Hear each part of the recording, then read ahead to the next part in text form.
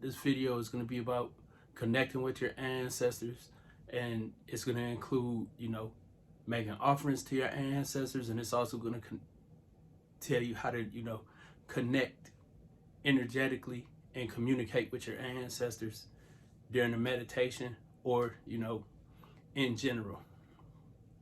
So, first off, starting off about feeding your ancestors. It's not as complicated as people make it. You don't got to go sacrifice no animals or anything, because your ancestors aren't bound by a physical body. When you call them, they will come to you. That doesn't mean that they're going to physically appear in front of you. Their energy will take form. If you want to be able to see your ancestors, you're going to have to step your game up and start meditating, practicing your psychic ability and strengthening your psychic ability. If you want to physically see them before you, you need to practice your clairvoyance. We'll get into that in another video. But as far as feeding them, anytime you eat, you can feed your ancestors as well. Or, you can have an ancestral shrine. If you Mexican, Latin American, you can have a Boveda, or, what they call it in Mexico, ofrenda. You can have a big old ancestral shrine, or you can just call them to the table with you or in the car with you, wherever you at eating your meal. Because the food source that you're eating from, it has energy. It gives off energy. The smell even has a sight to it. And I'm not talking about the steam. I'm talking about the very essence that you smell. It's an energy. Your naked eye just can't see it. But if you go talk to a clairvoyant, they'll tell you that food, the smell emanates off of food as a vibration. So you can, share this meal with them that you're having and invite them to share that with you. Or you can prepare a special meal for them and put it on your ancestral shrine, altar, Boveda, ofrenda, etc. Now, if your people didn't eat vegan food, don't make them no vegan food. If your people didn't eat meat, don't give them no meat.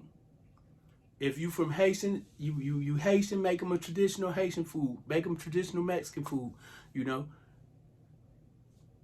Bring them the essence of the things that they enjoyed in life. Now, people, you'll see them with tobacco, burning cigarettes or smoking cigars or lighting cigars for their ancestors. This is an offering too. And it's an offering that also brings spirits close to you, spirits of the dead, because you use tobacco or myrrh. You can use either one of those, valerian root too. Dandelion too. You can burn these as incense, and they will attract spirits of the dead. But before you're burning stuff and inviting your ancestors, you need to take proper precautions. First and foremost, understand that no energy can connect to you unless you allow it to. So if you're calling your ancestors, it's important that you make sure you call those who want to be helpful to you, those who are going to help you in pursuing your purpose. You need to communicate with them directly, so you set a boundary of what spirits you're in your lineage that you're going to call to you and that you're going to allow to interact with you. And it can be something as plain as, I call out to my ancestors, known and unknown, who are willing and ready and capable of helping me pursue my purpose, to understand my purpose or live for my purpose. It can be as general as that, or it can be as immaculate as you want it to be. You can call each person's name, and pour out water for them, which is just a libation. You listen to the old school rap and stuff. You hear about people talking about pouring out liquor. That's making a libation. That's an offering to the ancestor. We allow ourselves to get caught up in dramatic ritual and get entranced in rituals and different things and distract us from the purpose of the deed. you pour out liquor, you pour out water, is to refresh your ancestors. It doesn't have to be more complicated than that. But the thing is, it can be more complicated than that if you need this. If you need to make it a dramatic ritual so you can feel more connected, go for it. Go for it. But it's important that you understand all you have to do is call them and they're going to come. Because your body is made of the same cells that was in your great grandparents' body. Because your grandfather's living sperm, don't matter if it's 1 generation back or 100 generations back, his living sperm cell and your great granny's living egg connected, multiplied as living cells from their living flesh, and made the bodies of all the people that came after them, and includes yours. It includes yours. So your ancestors are already connected to you, immortalized in every cell in your body. They're already there, genetically and energetically.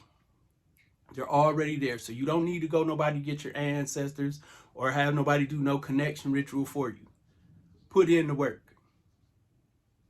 Now, if you want to connect to your ancestors and start, communication with your ancestors, first you want to learn how to relax. It's a video that I made a long time ago teaching you how to become aware of the energy around you. That little 60-second video puts you in a meditative state just like that. Put you in a meditative state and get you ready to be receptive to information. It's also important that you work to clear your third eye chakra and your crown chakra. Your crown chakra where you download information from your guide and stuff. Your third eye is how you interpret that information. So once you're in a meditative state, if it's easier for you to close your eyes so you can visualize, just with your mind, pay attention to the energy that's behind you, because that's where your ancestors plug into you, just like the Matrix. Plug into the back of your head. If you can visualize a dark screen in your mind, you can visualize different people walking forward towards you in the back of your mind and connecting to you. Download the information. If you pay attention, once you calm yourself and you pay attention to the energy behind you, you will start to sense not just ancestors and spirit guides, but you'll be able to sense some presences that are connected to you. You start to pay attention to the energy above your head, and you will feel the energy moving around. But you have to take time to develop your awareness. You have to take time to develop your awareness, and you have to make sure that you're not, escaping from reality too much, drinking and using drugs, because this blocks your chakras, number one.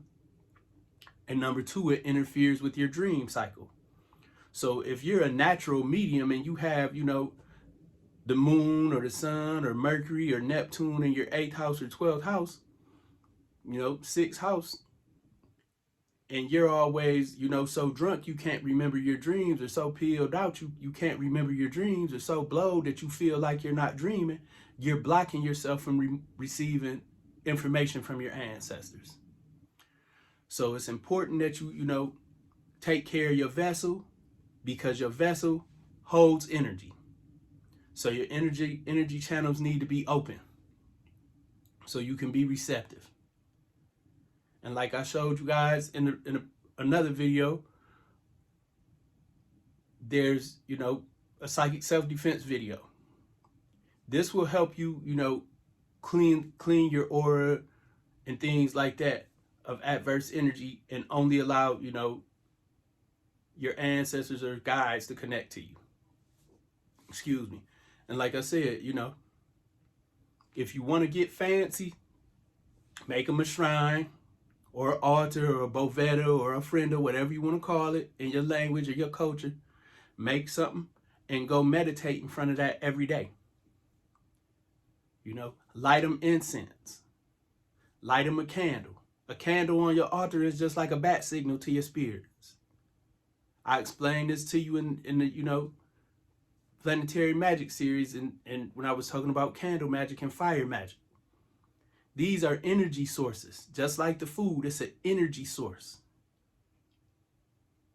If you ever been to any you know, temples, whether it's a Hindu temple, a Buddhist temple, you know, a house where they practice Ifa or Palo or Voodoo, they sacrifice the animals, feed the spirits, and then the people who are at the ritual, they eat the food after it was offered to the spirits or after it was used in a ritual.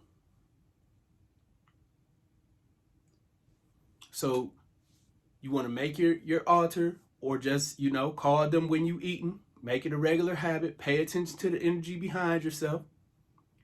See your guides, your ancestors present, either in the back of your mind, you know, coming out of the blackness towards you, or, you know, close your eyes and feel.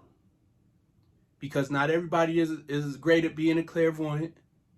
You know, some people are more sentient and they can feel the energy and the vibration and the essence. And some people will smell. You'll smell your grandpa's cigarettes, or you'll smell alcohol or whatever, you know. You have to fine tune your awareness. And when I say fine tune your awareness, it doesn't mean you have to meditate 365, 24/7. It means you have to get in a calm state where you can be aware, where you're not distracted by everything. That's all meditation is being in a state of stillness where you're present and you're able to observe without distraction. You can put your awareness on the back of your head. You can put your awareness around you. You can put your awareness at your crown chakra. So you can be aware of not only the energy that's present, but the energy that is connected to you. So I hope you guys use this video and start practicing, because, you know, I want you empowered.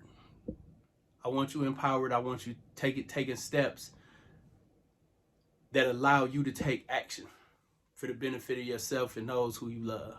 Peace.